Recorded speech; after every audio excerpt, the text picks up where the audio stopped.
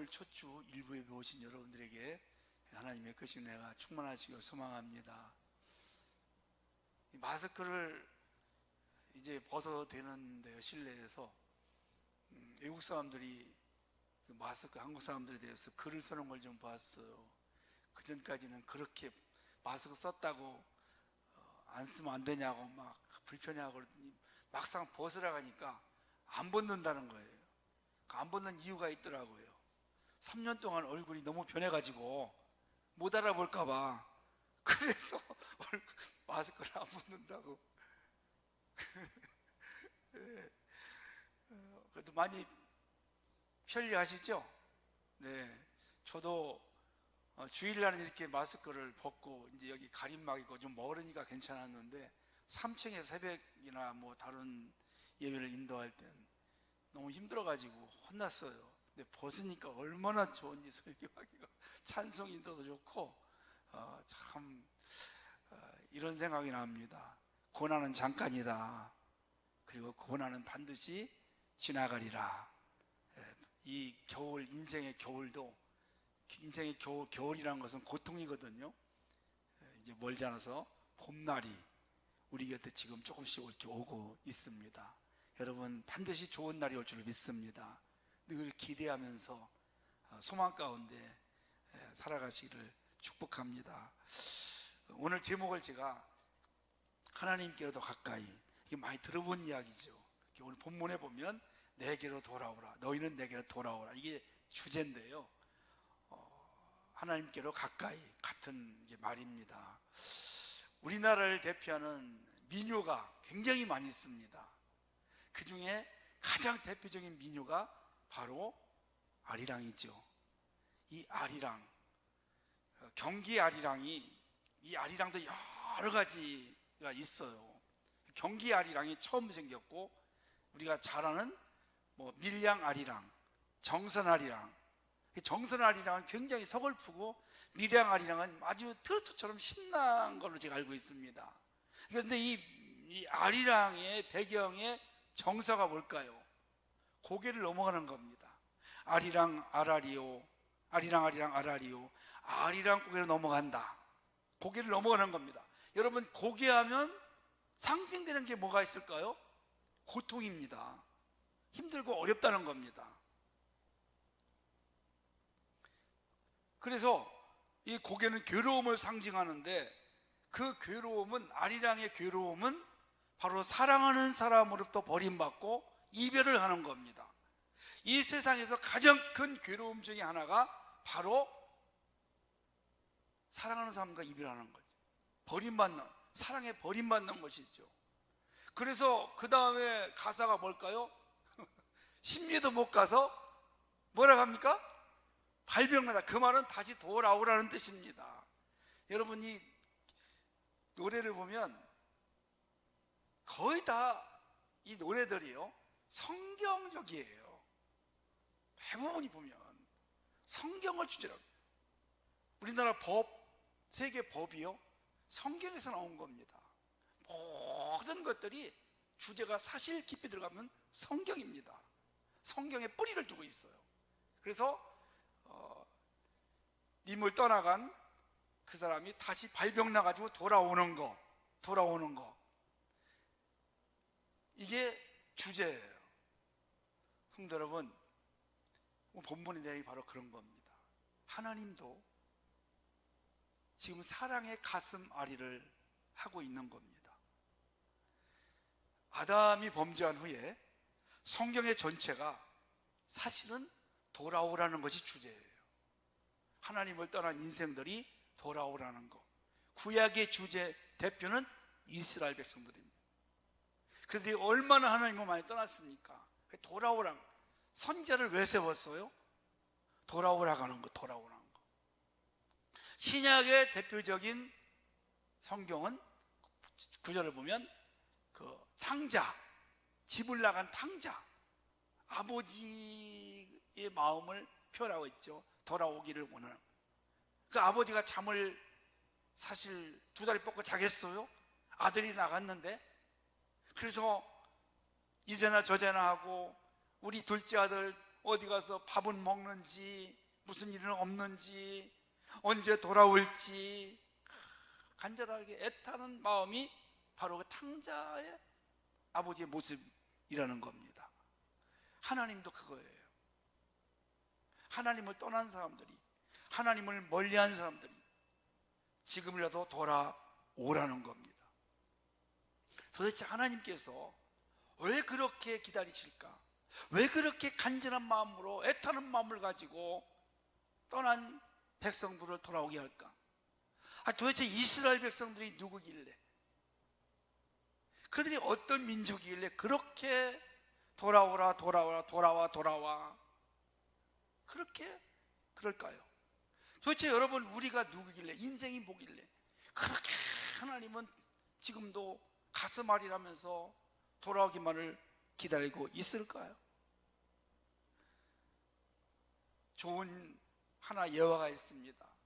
20세기 최고의 사랑에 대한 그런 드라마틱한 게 있는데요, 이건 누구냐면 바로 영국의 윈조공과 심푸슨이라는 이 여인과의 사랑에 대한 이야기. 이거 실제 있었던 겁니다.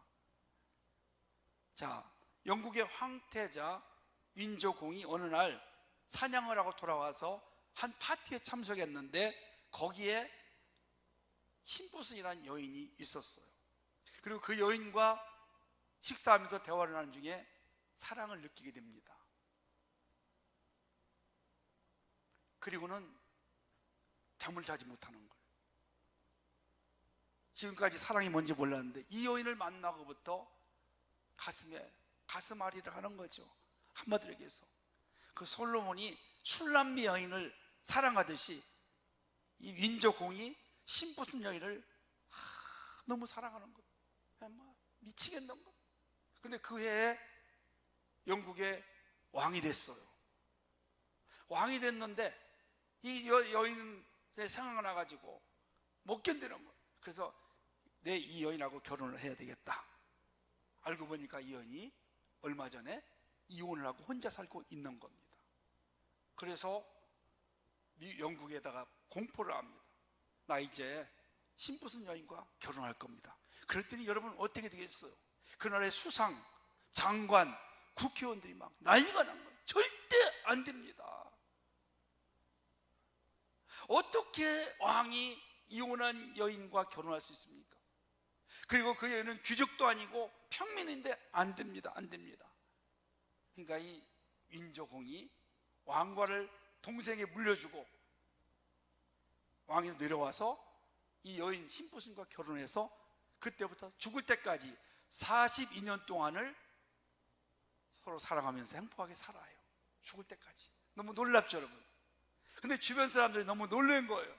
도대체 심푸슨이라는 여인이 어떤 여인이길래, 이 세상에 예쁜 얼굴 가진 사람이 세고 교양 있는 자가 세고 귀족들이 얼마나 많은데 이 과부에다가 이혼한 여인에다가 평민하고 그렇게 왕관을 벗어버리고 그렇게 결혼할 수가 있을까? 이해할 수가 없었어요. 그때 이 심푸슨이 이렇게 고백을 했습니다. 나는 이 여인 외에는 그 누구도 사랑할 수가 없었습니다. 그러니까 여러분, 그 남자의 심푸슨의 윈조공의 마음을 아무도 모르는 거예요. 그 사랑을 몰라요. 우리 어머니들이 아들을 사랑하는 애틋한 마음 굉장하죠. 그래서 결혼할 때 그때 딱 부딪힙니다. 대부분이 보면. 지금까지는 우리 아들이 내 말이 하면 다 순종하고 다 한 번 더 거역하는데 결혼할 때 되면 딱 등 돌릴 때가 많아요. 왜 그럴까요? 애틋해서 그러는 거죠. 그 많은 여자 중에 왜 하필이면 그 여자냐고 그렇게 얘기합니다. 그게 사랑의 미스터리라는 거죠. 아무도 몰라요. 아무도 몰라. 도대체 저 사람은 왜 저런 남자하고 왜 저런 여자하고 결혼했을까? 우리는 몰라요. 하나님도 그렇습니다, 성도 여러분. 왜 하나님께서 이스라엘 민족을 선택했을까? 그들이 잘나고 힘있고 그런 게 아니잖아요. 특별한 게 아닙니다. 이사야 41장 15절 말씀 보니까 지렁이와 같은 보잘것없는 민족이에요. 지렁이 같은 민족이라고 했어요. 얼마나 교만하고 얼마나 악하고 그런 사람들이었어요. 왜 그런데 하나님이 이스라엘 민족, 그런 민족을 선택했을까? 그래서 제가 말씀을 준비하면서 우리 성도님들을 이렇게 떠올려 봐요. 그리고 저를 생각해 봤어요. 왜 나 같은 놈, 왜 이런 놈을 선택해서 사랑해주고 지금까지 목사로 또 세워주고 나를 하나님 자녀 삼아주셨을까? 내가 뭔 잘난 게 있어서? 그걸 생각하면서 눈물이 핑 저들에게 돌았습니다. 우리는 그 일을 몰라요. 하나님이 왜 이스라엘 민족을 선택하고 왜 우리같이 정말 부족하고 연약하고 못난 자들을 선택해서 이렇게 하나님의 그 사랑을 쏟아부어주고 도와줄까? 아니요, 여러분, 우리 부모, 어머니, 특별히 어머님들 자식 사랑 굉장하잖아요. 뱃속에 뭐 한 10개월을 이렇게 있다가 나서 남자는 잘 모릅니다. 얼마나 애틋합니까, 자녀들이. 그래서 자식이 아프면 내 눈이라도 빼주고 싶고, 그가 정말 아프면 내가 대신 아파주고 싶은 게 부모의 마음이죠. 하나님도 그런 거 아니겠어요? 우리를 얼마나 사랑하는지, 하나밖에 없는 아들을 십자가의 고통에 못 박게 하셔서 피를 흘리게 하시고 고통당하게 하시면서 우리를 살려주시고 우리를 자녀 삼아주셔요. 그러면 성도 여러분, 이제 신부순 여인의 입장에서 한번 생각을 해볼게요. 그게 바로 저와 여러분의 입장이에요. 자기는 이미 이혼했어요. 귀족도 아니고 평민이에요. 그런데 대영 제국의 최고의 왕이 왕위를 버리면서까지 자기를 사랑해서 결혼했어요. 이 신부순 부인은 영국 왕이 사랑할 수 없는 가운데 자기를 사랑했다는 것을 깨닫고는 그때부터 평생을 감사하며 남편을 존중하고 섬기며 행복을 만들어가는 삶을 살았어요. 여러분, 성경에는 그런 사람이 많아요. 그 중에 다윗입니다. 역대상 17장 16절 말씀 보니까 여호와 하나님이여, 나는 누구오며 내 집은 무엇이 간데 나로 이에 이르게 하셨나이까. 자기같이 못난 사람, 별 볼 없는 사람을 선택해서 이스라엘 민족으로 삼아주시고 가정에 복을 주시고 자녀들을 축복해 주시고, 도대체 내가 누구길래, 내가 무엇이건데, 이런 고백을 하면서 다윗이요, 하나님을 너무 사랑합니다. 너무 하나님을 사랑하니까 하나님도 그에게 복을 주셔가지고 얼마나 복된 인생 가문이 되었습니까? 그래서 성도 여러분, 하나님의 은혜를 체험한 사람들, 하나님을 정말 사랑하는 사람들, 이 사람들은 그 하나님의 사랑을 깨닫고 이 신부순 여인처럼 평생을 감사하며 하나님을 사랑하며 하나님의 뜻을 이루면서 살아가는 사람들이라는 것입니다. 남자와 여자가 사랑하면 네 가지 반응이 나타나요. 첫째는 매일 보고 싶고 만나고 싶어요. 그렇죠? 연애할 때 그러지 않으셨어요? 매일 보고 싶잖아요. 옛날엔 핸드폰이 없으니까 사진 받아가지고 지갑에다가 사진 넣고 사진 집에다 걸어놓고 그것도 꺼내보고 매일 만나고 싶고, 오늘만 또 만나고 싶고, 보고 싶고 또 보고 싶고. 두 번째는요, 만나면 대화하고 싶어져요. 자꾸 이야기하고 이런저런 이야기, 시간 가는 줄 몰라요. 세 번째는요, 자랑하고 싶어요. 네 번째는요, 뭐든지 다 주고 싶어요. 제가 이렇게 해봤거든요. 늦게 아내를 만나가지고 종로 사직공원 거기서 저희가 데이트 장소에, 그러면 제가 집에 안양 살 때 막차 703번을 타고 간 때가 시간이 왜 이렇게 빨리 가는지 정말 좋더라고요 그때는. 그리고 다 주고 싶어요. 제가 결혼할 때 신학생이 무슨 돈이 있겠어요. 그래가지고 남대문에 가면 권사님 한 분이 보석상을 해요. 근데 보석상이 아주 신학생 전문이에요. 돈이 없으니까 신학생들이 옛날에는 정말 돈 없었어요. 대출이 어디 있어요. 힘들었어요. 가짜 다이아 거기서 빌려가지고 돈 사가지고 결혼식 하는, 저는 저희 누나한테 돈을 빌려가지고 제가 다이아 반지 사가지고 제 아내를 해줬어요. 지금도 집에 있어요. 손에 좀 손가락이 약간 굵어가지고 제가 잘 안 끼는데 좋은 거 해주고 싶었어요. 근데 제일 싼 걸로 하면서 다이아를 해주고, 더 좋은 걸 못 해줘서 그때 마음이 그렇더라고요. 자, 하나님을 사랑하면 같은 네 가지 반응이 나타나요. 하나님을 사랑하면 어떤 면이 나타나요? 하나님 앞에 예배드리고 싶어져요. 여러분, 여기는 어딜까요? 만남의 장소예요. 아멘. 오늘 9시 반은 하나님을 만나는 시간이에요. 데이트 시간이에요. 자주 예배드리고 싶어요. 예배가 너무 행복하고 즐거워요. 하나님 사랑한다는 증거인 줄 믿습니다. 두 번째는요, 대화하고 싶어요. 남녀 만나면 뭐예요? 대화해요.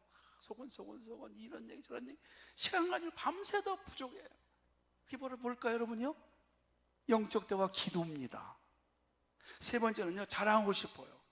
이게 전도예요. 하나님의 사랑을, 내가 하나님 받은 은혜를 사람들에게 막 자랑하고 간증. 네 번째는 뭘까요? 다 드리고 싶어요. 하나도 아깝지 않아요. 다 드리고 싶어요. 물질도 많이 드리고 싶고, 내 시간도 드리고 싶고, 몸도 드리고 싶고, 헌신하고 싶어요. 이런 네 가지 반응이 나타나는 사람이 진짜 하나님을 만난 사람이고, 하나님의 사랑을 내가 지금 체험하고 그것을 갚고 보답해 가는 신앙 생활인 줄로 믿으시기를 바랍니다. 아멘. 그럼 오늘 하나님께서 이스라엘 백성들 돌아오라는, 내게 돌아오라. 자, 지금 상황이 어떤가를 지금 배경을 말씀드릴게요. 지금이 BC 520년경이에요. 그러니까 지금부터 2500여 년 전 이야기인데요. 이스라엘이 바벨론에 멸망을 당해 70년 만에 돌아왔어. 이제 포로 생활하고 돌아오는 해 2년째 되는 해예요. 그래서 1절 말씀을 보니까 다리오 왕 제2년 8째 달에 그랬어요. 다리오는 저 페르시아, 이들이 포로 생활하던 그 나라 왕이에요. 왕이 되는 2년째 되는 해, 해방되고 2년째. 그래서 그때 포로가 됐을 때 멸망하고 10만 명 정도가 포로 잡혀갔어요. 그리고 70년 동안 포로 생활하다가 3차에 걸쳐서 이제 해방이 된 겁니다. 그들이 돌아왔어요. 해방이 되어서 하나님의 은혜로 약속한 70년이 돼가지고 고레스 왕을 통해서 제가 좀 착각을 좀 하는 것 같아요. 하여튼 일단 그렇게 해서 돌아왔어요. 이제 돌아와서 이들이 어떤 마음을 갖냐면, 정말 고생 많이 했다. 그들의 삶을 보니까 그 70년 동안 얼마나 고향 예루살렘이 그리웠는지. 시편 137편에 보니까 우리가 바벨론의 여러 강변 거기에 앉아서 시온을 기억하며 울었도다. 모여가지고 옛날 예루살렘 그 좋았던 것을 기억하면서 우는 거예요. 그날이 그리워져서, 그때가 그리워서. 그래서 그게 이루어져서 이제 돌아왔어요. 돌아와 보니까 성도 여러분, 예루살렘만 돌아가면 행복할 줄 알았어요. 최고로 축복을 누릴 수 있는 줄 알았어요. 근데 성도 여러분, 한번 생각해 보십시오. 70년 동안 도시가 비어있다.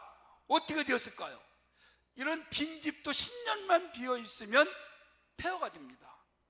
70년 동안 예루살렘 도시가 비어있다. 어떻게 됐을까요? 와보니까 엉망입니다. 사람 살 곳이 못 돼요. 그 첫 번째 뭐였냐면 성전을 재건해요. 그 스룹바벨이. 요 스가랴 전에 2달 전에 학계 선지자가 활동했어요. 같은 시기예요. 그래서 학계가 뭐라고 합니까? 산에 올라가 나무를 갖다가 건축하라 그랬어요. 성전을 다시 회복하라는 겁니다. 근데 방해꾼이 있었어요. 아버지가 경제적으로 폐폐해요. 예루살렘 왔지만 행복하지 않은 겁니다. 우리가요, 영적으로 한번 생각해 봅시다. 예루살렘만 가면 나는 행복해. 그걸 저는 이렇게 비유를 해봤어요. 우리가 인류대학을 가면, 인류대학을 졸업하면 행복할 거야. 내가 국회의원이 되고, 내가 장관이 되고, 내가 도지사가 되고, 내가 선거에서 이기면 나는 행복할 거야. 내가 돈을 많이 벌고, 내가 로또 1등 되면 행복할 거야. 내가 이 남자 저 남자 만나서 살면 행복할 거야. 우리는 이런 꿈을 늘 꾸고 있는데 사실 그것만이 다 행복한 건 아니라는 겁니다. 여러분, 우리 주위를 보십시오. 얼마나 많은 권력자들이, 얼마나 많은 재벌들이, 얼마나 많은 훌륭한 인재들이 인생의 불행을 가지고 살아가고,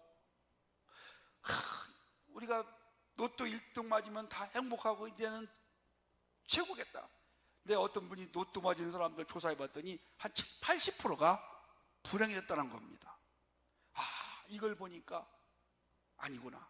내가 이 남자, 내가 저 여자와 만나면 나는 이제 행복할 거야. 그렇지 않은 사람들이 많이 있다는 겁니다. 그래서 행복은요, 돈이나 명예나 권력이나 이런 것들이 아니라는 것을 우리가 말하고 있어요. 눈에 보이는 것이 아니라는 겁니다. 꼭 예루살렘에만 살아야 행복하냐, 꼭 서울에만 살아야 행복하냐, 그런 건 아니라는 거죠. 꼭 돈을 많아야 행복하냐, 그런 것만 아니라. 왜 그럼 돈 많은 사람들이 불행하고 가정이 깨지고 인생을 포기하는 사람 얼마나 많이 있어. 그런 환경이 물론 중요하겠지만 그것만으로 행복하다는 건 아니라는 겁니다. 그래서 하나님께서 오늘 말씀하신 바로 그겁니다. 바로 예루살렘에 있느냐, 하나님 품 안에 있느냐, 하나님을 정말 사랑하면서 살아가느냐, 이것이 오늘 우리에게 주시는 교훈입니다. 너희는 내게로 돌아오라. 그러니까 해방되고 나서도 지금 예루살렘 변방에서 떠들고 하나님께 가까이 오지 않고 있는 사람들이 많이 있다는 것입니다. 그래서 그 사람들에게 돌아오라는 거예요. 하나님 앞에 오라는 겁니다. 여러분, 이제 코로나가 거의 소멸되어 가는 중이라고 저는 생각합니다. 이제 더 크게 올지 모르겠지만 거의 이제 없다고, 이제 사라졌다고 봐야 되겠죠. 그러면 이제 코로나 때문에 하나님 앞에 오지 못한 사람들 돌아와 오라는 그런 하나님의 메시지고 하나님의 그 말씀인 것을 우리가 믿고, 하나님을 떠난 모든 사람들이 다시금 하나님의 품으로, 하나님의 성전으로 돌아오기를 주의 이름으로 축복합니다. 두 번째는요, 조금 더 열심 내기를 원해요. 자, 그러면 이 말씀은 우리에게, 여기에 앉아있는 분들에게는 해당이 안 되느냐? 그럴 수 있겠죠, 여러분요. 하나님을 멀리하는 사람들에게 지금 주신 말씀, 내게 돌아오라. 그럼 내가 뭐라고 했습니까? 너희에게 돌아가리라. 이 말씀 속에는요, 좀 더 열심을 내라는, 하나님을 저 가까이 하라는 말이 있어요.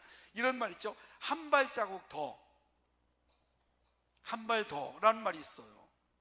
지금 있는 자리에서 머무르지 말고 좀 더 한 발 더 앞으로 다가와서 하나님을 가까이 하기를 원하고 있는 겁니다. 그래서 제가 오늘 제목을 하나님께 더 가까이라는 말 썼어. 믿음의 성도님들이 다시금 한 발 더 가까이 오기를 원하고 있어요. 그러면 왜 그랬을까요? 하나님이. 자, 예루살렘에 돌아왔어요. 돌아왔는데 이들이 이제 경제적으로 어려움이 있고 그들이 가장 중요한 것이 성전이거든요. 그래서 성전을 옛날에 있던 솔로몬 왕이 다 파기되고 스룹바벨 성전을 다시 재건하고 세워놓습니다. 근데 방해꾼들이 있어요. 힘든 거죠. 그러니까 지금 머물러 있어요. 그러니까 하나님이 야, 좀 더 힘을 내자, 좀 더 열심을 갖자. 야, 너희가 지금 2%가 부족해. 우리 조금만 더 열심 내자. 우리가 한 발자국 더 앞에 가자. 이런 메시지를 우리들에게 주는 것입니다. 이제 여러분, 우리도 한번 다시 한 발 더 내딛기를 간절히 소망합니다. 조금만 더 우리 열심 내기를 소망합니다. 그동안 코로나 때문에 여러 가지 제약이 있어서 열심 내지 못했는데 이제 조금 더 한 번 더 기도하고 한 번 더 복음 전하고 한 번 더 예배 참석하고 한 번 더 헌신하고 이걸 우리에게 하나님께서 요구하시는 것으로 믿습니다. 그래서 아까도 제가 말씀드린 삭개 선지를 통해 가지고 산에 올라가서 나무를 가져다가 성전을 건축하라. 그냥 있지 말고 방해꾼 있다고 머무르지 말고 한 발자국 더 도전하고 더 열심을 내서 다시금 성전을 세우고 예전처럼 또 우리 열심을 내보자. 이런 뜻을 가지고 있는 것입니다. 하나님은 그렇게 한 발 더 앞에 발을 디딜 때, 좀 더 열심 낼 때 우리와 함께 하시고, 그래서 오늘 본문에 보면 너희에게로 내가 돌아가리라. 돌아간다는 말은 하나님이 함께 하시겠다는 뜻입니다. 할렐루야. 하나님이 함께 하시는 것은 형통한 인생입니다. 가장 복된 인생이 하나님이 나와 함께 하시는 것. 하나님은 어떤 사람에게 함께 하실까요? 하나님을 가까이 하는 사람, 하나님의 뜻을 이루어가는 사람, 하나님의 뜻을 따라서 사랑하는 사람과 함께 하시고 그를 통해서 일하기를 원하십니다. 이제 한번 다시 우리 사랑하는 성도님들이 한 발 더, 좀 더 열심히, 조금만 더 간절하게 기도하시면서 하나님을 섬김으로 하나님이 여러분에게 다가가셔서 여러분의 삶에 하나님의 손길이 함께하는 그런 형통한 한 해가 되시기를 주의 이름으로 축원합니다. 세 번째는요, 열조를 본받지 말라겠어요. 4절 말씀, 조상들을 본받지 말라. 조상들이 왜 본받지 말라겠을까요? 악한 길을 갔거든요. 그게 뭐냐면 성도 여러분, 북쪽 이스라엘 사람들은 우상을 숭배했어요. 그래서 멸망을 당해 아수르에 멸망을 당합니다. 남쪽은 또 똑같이 그들도 악한 길, 우상 숭배하고 하나님 멀리했어요. 게을렀어요. 하나님을 형식적으로 섬겼어요. 몸은 성전에 와 있지만 마음은 떠나 있다고 했습니다. 그들이 그 당시에 그렇게 살았어요. 그런 걸 본받지 말라는 거예요. 사랑하는 성도, 여러분이 본받을 분들이 있습니다. 하나님을 열심히 섬기는 사람들을 본받기를 주의 이름으로 축복합니다. 세상을 향해서 적당히 예수 믿고 적당히 그런 사람을 본받지 마시고, 부자를 본받지 마시고, 믿음의 선배들을 본받고 그렇게 살아가면 하나님이 이렇게 말씀해요. 내가 너희에게로 돌아가리라. 아멘. 그래서 코로나가 풀린 이 시대, 사랑하는 우리 성도님들, 다시 한번 하나님을 가까이 하시고 하나님을 더 열심히 해서 섬기시고 또 믿음의 사람들을 본받고 하나님 보시기에 아름다운 신앙생활을 하심으로 하나님이 예비하신 놀라운 은혜와 축복을 다시 한번 누릴 수 있는 그런 우리 성도님이 다 되시기를 예수님의 이름으로 간절히 축원합니다.